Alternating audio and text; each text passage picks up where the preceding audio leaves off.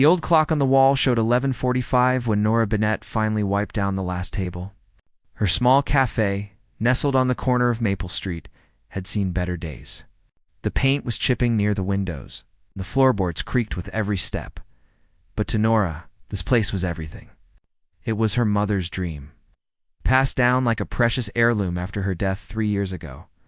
Nora untied her apron, her shoulders heavy with exhaustion. Running a cafe alone meant being the barista, the accountant, the janitor, and sometimes the therapist to lonely customers. She loved it, truly, but nights like these made her wonder if she was fighting a losing battle. The bank letters were piling up, each one more urgent than the last. She reached for the light switch, when a sound made her freeze. Knock, knock. The rhythm was polite but firm. Nora turned toward the glass door, her heart skipping. Through the frosted panes, she could make out a tall silhouette. A man stood outside, his hands tucked into the pockets of an expensive-looking coat. The street behind him was empty, bathed in the orange glow of streetlights. An unusual request. Nora hesitated. Every instinct told her not to open the door. It was nearly midnight, and she was alone. But something about the way he stood there, patient and still, made her curious rather than afraid. She cracked the door open just enough to speak through the gap. "We're closed," she said. Keeping her voice steady, the man stepped closer, and she could see him properly now. He was handsome in a tired way, with dark hair slightly disheveled and eyes that carried the weight of too many sleepless nights. His suit was perfectly tailored, the kind that cost more than her monthly rent. "I know," he said, his voice deep and surprisingly gentle. "But I was hoping you might make an exception. Just 1 cup of coffee. I promise I won't take long." Nora raised an eyebrow. "Do you know what time it is?" "Midnight," he replied with a faint smile. "The perfect time for coffee, if you ask me." There was something in his tone, a mix of humor and genuine weariness, that caught her off guard. She should have said no. Should have sent him away and locked the door behind her. But instead, she found herself pulling it open wider. "1 cup," she said firmly. "And then you leave. Deal." The first conversation, Julian Pierce stepped inside, and the warmth of the cafe enveloped him like a forgotten embrace. He had walked past this place 100 times, always in a hurry, always thinking about the next meeting or the next deal. Tonight, something had pulled him to stop. He chose a table near the window and sat down, loosening his tie. Nora moved behind the counter, her movements practiced and efficient. The espresso machine hummed to life, filling the silence between them. "Long day?" she asked, not looking at him. "Long year," Julian replied, watching her work. There was something calming about the way she moved. No wasted motion, no pretense. "What about you?" "Every day is long when you run a place like this alone." She glanced over her shoulder. "But I'm not complaining. This cafe means everything to me." Julian nodded, understanding more than she knew. "It shows. You can tell when someone puts their heart into something." Nora paused, surprised by his words. Most people who walk through her door barely notice the care she put into every detail.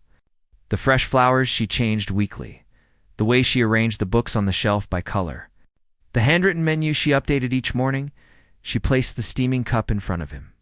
The aroma was rich and comforting, exactly what he needed. "Thank you," he said, wrapping his hands around the warm ceramic. "I mean it." Walls began to lower. They sat in comfortable silence for a few minutes. Julian sipped his coffee slowly, savoring each taste. It had been months since he had taken the time to actually enjoy anything. His life had become a blur of boardrooms and hotel suites of people who wanted something from him, of smiles that never reached anyone's eyes. "Can I ask you something?" Nora said, leaning against the counter. "Go ahead." "Why here? Why tonight?" Julian set his cup down, considering the question. "Honestly, I don't know. I was walking, trying to clear my head, and I saw your light on. Something about it felt like an invitation." "An invitation to what?" "To stop running, I suppose." He looked at her directly. "Do you ever feel like you're moving so fast that you forget why you started moving in the first place?" Nora felt a chill run through her. Those words hit closer to home than he could possibly know. She had been so focused on keeping the cafe afloat, on honoring her mother's memory, that she had forgotten to ask herself if she was actually happy. All the time, she admitted quietly. Julian smiled. And for the first time that night, it reached his eyes. Then maybe we both needed this. A connection forms. They talked for another hour, though neither had planned to. Nora learned that Julian ran a tech company, that he had built it from nothing. It's cool. That success had cost him more than he had ever imagined it would. Julian learned that Nora had inherited the cafe from her mother, that she was barely keeping it alive, that she would rather struggle here than succeed anywhere else. There was an ease to their conversation that surprised them both. No pretense, no performance. Just two tired people finding unexpected comfort in honest words. When Julian finally stood to leave, he pulled out his wallet. How much do I owe you? Nora shook her head. Nothing. Consider it a gift for keeping me company. I can't do that. You already have, she smiled. Besides, something tells me you'll be back. Julian paused at the door, looking back at her. Is that an invitation? Maybe, Nora said, her eyes sparkling with mischief. But next time, come before midnight. I'm not making a habit of late-night service, he laughed. A real laugh that felt foreign and wonderful. I'll remember that. As the door closed behind him, Nora stood alone in her cafe, her heart beating faster than it should. She didn't know his name. Didn't know anything about him except that he made expensive coffee taste like magic and lonely midnights feel less heavy. Outside, Julian walked into the cool night air, feeling lighter than he had in years. He didn't look back, but he was already counting the hours until he could return. Neither of them realized it yet. But that midnight knock had just changed everything. 3 nights passed before Julian returned, and Nora tried not to count them. She told herself it didn't matter, that he was just another customer, that the strange flutter in her chest meant nothing. But every time the door chimed after 10 o'clock, she looked up with a hope she refused to acknowledge. On the 4th night, at 11:30, he walked in. Nora was balancing the books at the counter. Her reading glasses perched on her nose, a pencil tucked behind her ear. She looked up, and there he was. Same expensive coat, same tired eyes, but this time carrying a small paper bag. You came before midnight, she said, trying to keep her voice casual. I'm impressed. I'm a fast learner. Julian approached the counter, setting the bag down. I brought something. A peace offering for disturbing your closing time last week. Nora peeked inside. Pastries from Laurent's, the fancy French bakery across town. Each one probably costs more than she charged for a whole meal. She bit her lip, unsure whether to be touched or uncomfortable. You didn't have to do this. I wanted to. Julian's expression was earnest. Besides, I'm hoping it earns me another cup of that incredible coffee. Nora found herself smiling despite her resolve to remain neutral. Sit down. I'll make you something special tonight. Secrets in the steam. As Nora prepared his coffee, Julian watched her with undisguised fascination. She moved with quiet confidence, measuring and pouring with the precision of someone who had done this 1,000 times, but still cared about getting it perfect. So, she said without turning around, do you have a name? Or should I keep calling you the Midnight Stranger? Julian. Julian Pierce. The name sounded vaguely familiar, but Nora couldn't place it. She made a mental note to ask Rachel later. I'm Nora Bennett. It's nice to officially meet you, Nora Bennett. She brought over 2 cups this time, one for each of them, and slid into the chair across from him. The cafe was completely empty, the street outside quiet as a held breath. In the soft lighting, with the city sleeping around them, it felt like they were the only 2 people in the world. Can I ask you something personal? Julian said after a moment. Depends on how personal. Why do you do this? Run this cafe, I mean. It's clearly hard work, and from what I can see, it's not exactly making you rich. Nora traced the rim of her cup with one finger. Most people ask that question with judgment in their voice, but Julian's tone held only genuine curiosity. My mother opened this place 20 years ago, she began. She always said that cafes weren't just about coffee. They were about creating a space where people could breathe, where they could feel less alone. She died 3 years ago, and I promised myself I would keep it going. That's a beautiful reason. It's also an expensive one." Nora laughed, but there was no humor in it. "I'm drowning in debt, Julian. The building needs repairs I can't afford. Some days, I have more coffee beans than customers. But every time I think about giving up, I remember her standing right where I am now, smiling at everyone who walked through that door." Julian reached across the table, his hand covering hers. The gesture was simple, but electric. "She would be proud of you." Nora felt tears prick her eyes and quickly blinked them away. "What about you? What makes a successful businessman show up at a struggling cafe at midnight?" The weight of success. Julian withdrew his hand, suddenly fascinated by his coffee. "Success isn't what I thought it would be. I built my company from nothing. Worked 18-hour days for years. Sacrificed everything. Relationships, friendships, sleep. And now I have more money than I know what to do with. A penthouse apartment that feels like a hotel, and a calendar so full I sometimes forget what day it is." Sounds lonely. "It is." He met her eyes. "Do you know what the worst part is? Everyone wants something from me. Business partners want deals. Employees want raises. Strangers want investments. Even the people I date are more interested in the lifestyle than in me. I can't remember the last time someone asked me how I was doing and actually cared about the answer." Nora felt a pang of sympathy. She had always imagined that wealth solved problems, but looking at Julian now, she saw a different kind of struggle. "Is that why you came here? Because I don't know who you are?" "Partly." Julian smiled. "But also because when I'm here, I don't have to be Julian Pierce's CEO. I can just be Julian. The guy who drinks too much coffee and talks to a kind stranger about things that actually matter." Julian, who drinks too much coffee. Nora raised her cup. "You're welcome here any time." They clinked cups, and something shifted between them. An understanding. A recognition of two people who had been carrying their burdens alone and had suddenly found someone who understood the weight. Nights become routine after that night. Julian became a regular. He came every evening around 11, always staying until just past midnight. They developed an easy rhythm. Nora would have his coffee ready, sometimes experimenting with new blends to see which ones he preferred. Julian would bring small gifts, a book he thought she'd enjoy, flowers for the counter. Once even a toolkit when he noticed the wobbly table leg. Their conversations ranged from profound to playful. One night they debated whether time travel would be a blessing or a curse. Another night they shared embarrassing childhood stories. Until they were both laughing so hard that tears streamed down their faces. Julian told her about the pressure of running a company, impossible decisions, the weight of hundreds of employees depending on him. Nora shared her fears about losing the cafe, her guilt over not being able to save it despite her best efforts. "Have you thought about getting investors?" Julian asked one night. Nora stiffened. "I don't want to owe anyone. This place is mine. My mother's. I won't let it become some corporate franchise." "I wasn't suggesting that.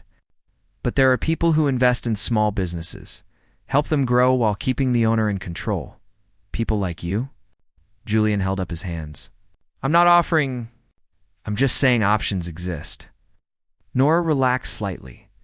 "I know you're trying to help, but I need to do this my way, even if it means failing my way." Julian admired her stubborn pride, even as it frustrated him. He wanted to help, wanted to write a check that would solve all her problems. But he understood that doing so would change everything between them. She would see him differently, would feel obligated, and the easy equality they had found would shatter. The photograph. That changed everything. It was Rachel who brought the magazine to the cafe one afternoon, her eyes wide with excitement. "Nora, you have to see this." Nora looked up from restocking the sugar packets. "See what—" Rachel slapped the business magazine on the counter. On the cover was a photograph of Julian, looking polished and intimidating in a sharp suit. The headline read, "Julian Pierce, the tech mogul revolutionizing digital security." Nora's stomach dropped. She picked up the magazine with trembling hands, scanning the article. Net worth in the hundreds of millions. Companies across 3 continents. Philanthropist. Innovator. One of the most eligible bachelors in the country. "This is your midnight customer, isn't it?" Rachel's voice was full of disbelief. "Nora, Do you have any idea who he is? I'm starting to, Nora whispered. That night, when Julian arrived at his usual time, Nora had the magazine waiting on the counter. He saw it immediately and his face fell. You didn't tell me, she said quietly. Would it have changed anything? I don't know, maybe. Nora crossed her arms. All this time, you've been coming here, talking to me like we're equals? And you're worth more than this entire neighborhood? We are equals. Julian's voice was firm. Money doesn't change that, doesn't it? Nora felt tears threatening. You could buy this cafe 100 times over. You could solve all my problems with a fraction of what you probably spend on suits. And I'm here, barely scraping by, pouring coffee and pretending I'm not drowning. Julian moved around the counter, standing close to her. Is that what you think? That I see you as some charity case? Nora, you're the only person in my life who treats me like a human being, who asks me how I'm really doing, who makes me laugh, who makes me feel like maybe I'm not completely lost. Julian, no, listen. He took her hands. I don't care about your cafe's balance sheet. I don't care that you serve coffee in mismatched cups or that the paint is peeling. When I'm here, I'm home.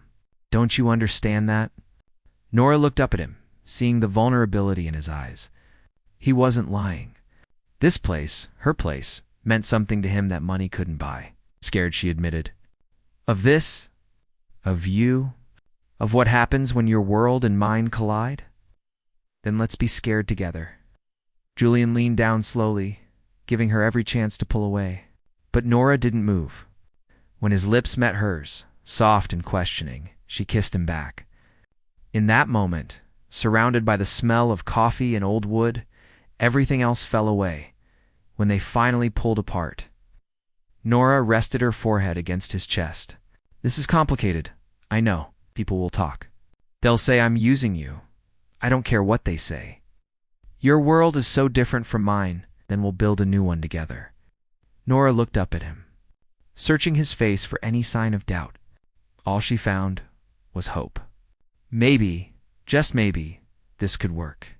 Maybe midnight coffee and honest conversations were enough to bridge the gap between their worlds. Outside, the first snow of winter began to fall, soft and silent. Inside the cafe, two people held each other close, neither knowing what tomorrow would bring, but both willing to find out. The morning after their first kiss, Nora woke to 17 missed calls and 43 text messages. Her phone buzzed relentlessly on the nightstand, pulling her from dreams of warm hands and whispered promises. She reached for it groggily, then sat bolt upright when she saw the notifications. Photos, dozens of them.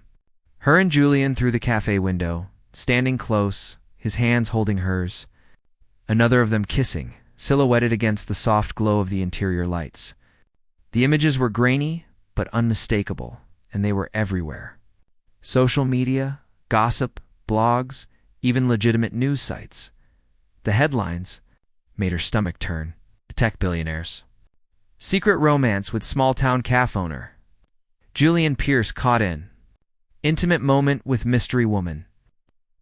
Boardrooms to coffee shops. Pierce's unexpected love interest. Rachel had sent most of the messages, each one more panicked than the last. The final one simply read, "Call me now." Dora's hands shook as she dialed. Rachel picked up on the first ring. "Where have you been?" "I've been trying to reach you for hours." "I was sleeping." "Rachel, what is happening?" "What's happening is you're famous. Someone photographed you with Julian Pierce, and now the whole internet wants to know who you are." "Nora, there are reporters outside your cafe." "Like actual reporters with cameras." Nora moved to her window and peeked through the curtain. Sure enough, 3 news vans were parked on the street below, and a small crowd had gathered on the sidewalk. Her quiet little cafe, usually empty until mid-morning, was surrounded by strangers with cameras and microphones. "Oh no," she whispered. "Ouch. It gets worse," Rachel continued. "Some financial blogger is speculating that you're after Julian's money. Another site called you a gold digger. And there's this awful think piece about how rich men always fall for authentic experiences and poor women." Nora felt sick. This was exactly what she had feared. Not the attention itself, but what it represented. The intrusion of Julian's world into hers, the judgment, the assumptions. Her phone buzzed with an incoming call. "Julian, I have to go," she told Rachel. "Nora, be careful. This is bigger than you think." She switched calls. "Julian, Nora, I'm so sorry." His voice was tight with stress. "I didn't think anyone would be watching. I should have been more careful. It's too late for careful. There are reporters outside my cafe." "Oh no." "Don't go down there.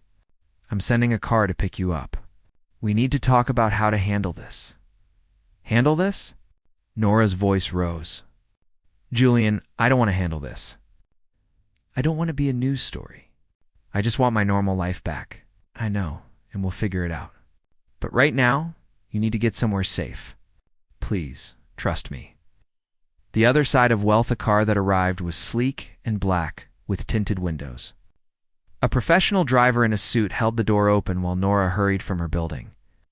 Jacket pulled over her head to shield her face from the cameras. Questions flew at her from every direction. "Miss Bennett, how long have you been seeing Mr. Pierce? Is it true you met at your cafe? What do you say to accusations that you're using him?" She didn't answer, just climbed into the car and slammed the door. The interior was all leather and silence, so removed from the chaos outside that it felt like a different universe. Which, she supposed, it was. The driver took her to Julian's penthouse, in the city's most exclusive building. Security ushered her through a private entrance, up an elevator that required a key card, and into a sprawling apartment with floor-to-ceiling windows overlooking the entire city. Julian was pacing near the windows, phone pressed to his ear. When he saw her, he ended the call immediately and crossed to her in 3 long strides. "Are you okay?" "No." Nora pulled away from his attempted embrace. "Julian, my cafe is under siege. People I've never met are writing terrible things about me. My phone won't stop ringing. None of this is okay. I know, and I'm handling it. My PR team is preparing a statement. We'll control the narrative." "Control the narrative?" Nora stared at him. "Is that what I am now? A narrative to be controlled?" "That's not what I meant." "Then what did you mean?" She gestured around the enormous apartment. "Because standing here, in this place that probably costs more than my cafe makes in a decade, I'm starting to realize how different our lives really are." Julian ran a hand through his hair, frustration evident. "Our lives don't have to be different. We can make this work. Can we?" Nora moved to the windows, looking down at the city below. From this height, everything looked small and manageable. But she knew the truth. Down there, real people were struggling, working, surviving. Up here, in this tower of glass and steel, Julian lived in a world where problems could be solved with phone calls and PR statements. "I don't fit in your world, Julian, and I don't want to. I'm not asking you to fit anywhere. I'm asking you to be with me. It's the same thing." She turned to face him. "If we're together, I become part of your world whether I want to or not. I become someone people photograph and gossip about. Someone who has to worry about what she wears and where she goes. Someone who gets called a gold digger by strangers on the internet. I'll protect you from all of that. You can't." Nora's voice broke. "Don't you see? The moment you walked into my cafe, this was inevitable. Your world was always going to crash into mine." The weight of choice, they stood in silence, the truth hanging heavy between them. Julian wanted to argue, to promise her that everything would be fine, but he couldn't. He had lived in the spotlight long enough to know that it burned everyone it touched. And Nora, with her gentle heart and her small dreams, would be consumed by it. "What are you saying?" he asked quietly. "I'm saying maybe we moved too fast. Maybe we got caught up in the romance of midnight meetings and forgot about reality." "It wasn't romance, Nora. That was real. The only real thing in my life?" Tears spilled down her cheeks. "But real isn't always enough, is it?" Julian's phone buzzed insistently. He glanced at it and grimaced. "That's my lawyer. There are legal implications to some of the things being written about you. We need to discuss possible defamation suits, you see." Nora laughed bitterly. "In my world, when people gossip, you ignore them. In your world, you sue them. We don't even speak the same language. So what do you want me to do? Walk away? Pretend the last few weeks never happened? I don't know what I want. Nora wrapped her arms around herself. I just know that this hurts, and it's only going to hurt more.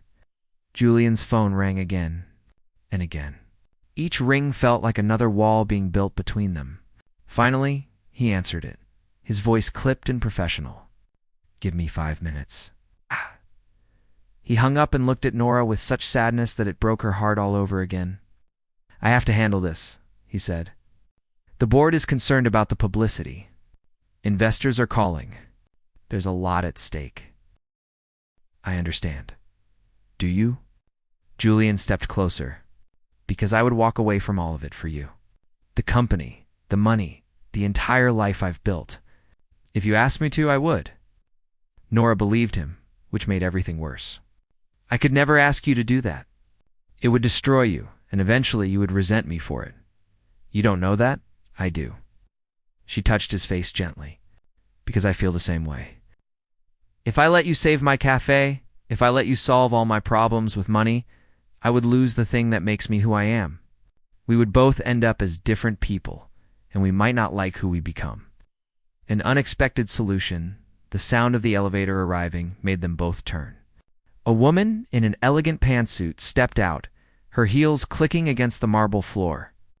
She was in her 50s, with sharp eyes and an air of command. Julian, we need to talk. She stopped when she saw Nora. You must be Nora Bennett. I'm Patricia Morrison, Julian's business manager and oldest friend. This isn't a good time, Julian said. On the contrary, it's the perfect time. Patricia set her briefcase on the counter. I've spent the morning putting out fires, and I think I have a solution that might work for everyone. Nora exchanged a glance with Julian. What kind of solution? Patricia pulled out a folder. The media loves a good story. Right now, they're writing your story without your input, which is why it's so negative. But what if you took control of it? I'm not interested in publicity, Nora said firmly. It's not publicity. Authenticity. Patricia opened the folder. What if we turn this into something positive? Your cafe is struggling, correct? Nora bristled. I don't need charity. I'm not offering charity. I'm offering a partnership. Patricia pulled out architectural drawings. What if Julian's foundation invested in your cafe, not as a gift, but as a business venture? We renovate the space, expand the menu, and you maintain full creative control. In exchange, a portion of the profits goes to funding other small businesses in struggling neighborhoods. A foundation? Nora looked at Julian. He seemed as surprised as she was. Patricia, we don't have a foundation. We will by next week. I've already spoken to your lawyers. Patricia's smile was efficient. Julian, you've been looking for meaningful ways to give back? Nora, you need capital, but want to maintain independence. This solves both problems. And as a bonus, it transforms the media narrative from billionaires' fling to innovative partnerships supporting small businesses. Nora shook her head. It feels like manipulation. It's strategy, Patricia corrected. And it's also genuine. I've looked into your cafe, Nora. You serve excellent coffee. You've built real relationships with your community, and you're operating on determination alone. With proper funding, you could thrive and help others do the same. That's not manipulation. That's good business and good philanthropy combined. Julian was quiet, watching Nora carefully. What do you think? I think it's a lot to process. Nora moved to the windows again, her mind racing. Part of her wanted to reject the idea outright. It still felt like accepting help she hadn't earned. But another part, the practical part that had been struggling to pay bills and maintain her mother's dream, saw the wisdom in it. This wasn't Julian sweeping in to save her. It was a genuine business arrangement that could benefit both of them and others like her. I would want everything in writing, she said slowly. Full creative control. My staff, my menu, my hours. The foundation would be a silent partner financially, but I run the cafe. Absolutely, Patricia agreed. And I don't want to be anyone's feel-good story. No interviews, no photo ops, no using my cafe as a prop for publicity. The foundation would handle all media inquiries, Patricia assured her. You could remain as private as you wish. Nora turned to Julian. And us? The heart of the matter, Julian crossed the room, taking her hands. That's separate. Whatever you decide about the cafe, about the foundation, it doesn't change how I feel about you. I meant what I said before. I would give up everything for you. But you shouldn't have to. Nora squeezed his hands. And I shouldn't have to give up who I am either. Maybe Patricia's right. Maybe there's a way for both of us to keep what matters while building something together. So you'll consider the partnership. On one condition. Nora looked him in the eye. We take this slowly. No, the cafe stuff. Patricia can handle that. We need time to figure out if we work when we're not hiding in a bubble at midnight. When we're dealing with real life, real pressure, real differences. Julian pulled her close. I can do slow. Though I have to warn you, I'm not very good at it. She laughed, despite everything. You'll learn. Consider it part of your education in living an ordinary life. There's nothing ordinary about you. Patricia cleared her throat. If we're done with the romantic declarations, I need signatures on some preliminary documents. Julian, your board meeting is in an hour? Nora, I'll have my team reach out about scheduling a consultation for the cafe renovations. As Patricia bustled about organizing papers, Nora leaned her head against Julian's chest. His heart beat steady beneath her ear, strong and sure. Are we crazy? She whispered. Probably. Kissed the top of her head. But I'd rather be crazy with you than sane alone. 6 months later, the grand reopening of Bennett's Café was nothing like Nora had imagined, yet somehow perfect. The renovations had preserved everything she loved, the exposed brick, the mismatched furniture, the chalkboard menu, while adding subtle improvements, new equipment in the kitchen, better lighting, a small stage area for local musicians. But the most important change was invisible. 3 other struggling cafes in different neighborhoods had received funding from the Pierce Foundation. 2 more were in development. Nora had helped evaluate each one, ensuring they maintained their unique character. While getting the support they needed, the media attention had faded after the first month. The gossip blogs moved on to other scandals. And serious business outlets praised the foundation's innovative approach to community investment. Nora's name occasionally appeared in articles, but always as foundation partner Nora Bennett, not billionaire's girlfriend. Though she was that too. Julian arrived just as the evening rush was starting. No longer at midnight, but at a reasonable 7 o'clock. He had learned to delegate more at work, to leave the office at regular hours, to prioritize life over business. It was a work in progress, but he was trying. Yeah. Stranger, Nora called from behind the counter, a smile lighting up her face. Hey yourself. He leaned across the counter to kiss her, earning good-natured whistles from the regular customers who had long since adopted him as one of their own. Mrs. Chen, the elderly woman who came in every morning for tea, patted Julian's arm as he passed. You're looking well, young man. Less like a ghost, more like a person. Thank you, Mrs. Chen. I'm working on it. Tom, the local journalist who had broken the original story about them, waved from his usual corner table. He and Nora had made peace months ago, and now he spent his evenings writing at the cafe. Paying full price for coffee and respecting her privacy, Julian found his favorite spot by the window. The same table where he had sat that first night. So much had changed since then, yet somehow everything essential remained the same. The cafe still smelled like coffee and cinnamon. Nora still moved behind the counter with grace and purpose, and he still felt like he could breathe when he was here. Nora brought over 2 cups, sliding into the seat across from him. Long day, always. But it ends better when I come here, sweet talker. She sipped her coffee. Patricia called. The foundation received applications from 15 new businesses this month. We're going to need to expand the selection committee. It's already done. I've recruited 3 small business owners to help evaluate applications. People who understand what it's like to struggle. Nora reached across the table, lacing her fingers through his. Look at you delegating and empowering others. I'm so proud I had a good teacher. Julian turned her hand over, studying the calluses from years of hard work. Nora, there's something I want to ask you. Her heart skipped. Okay. I've been thinking about what you said 6 months ago. About taking things slow, about making sure we work in the real world, not just in a bubble. And I think we've proven that we do. We've survived media scrutiny, business partnerships, learning to navigate to very different worlds. We've had fights and made up. We've supported each other through stressful days and celebrated victories together. He pulled a small box from his pocket, and Nora's breath caught. So I'm asking, are you ready to stop taking it slow? The cafe around them seemed to fade away. Nora was aware of people watching, of Rachel gasping dramatically from where she was wiping tables, of Mrs. Chen clutching her pearls. But mostly, she was aware of Julian, of the hope and love and vulnerability in his eyes. That depends, she said, her voice shaky. What are you proposing? Julian opened the box, revealing a simple ring with a single perfect stone. I'm proposing that we keep doing what we're doing, but forever. That we build a life together that honors both our worlds.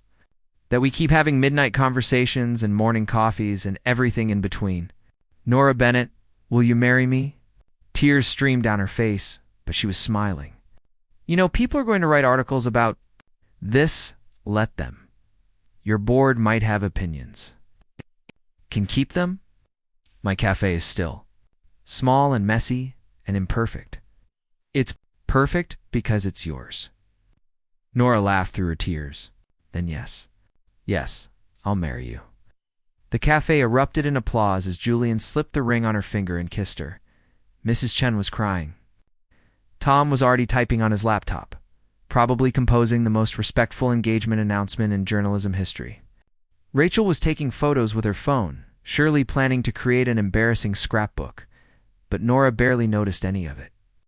She was too busy kissing the man who had knocked on her door at midnight and changed her life forever.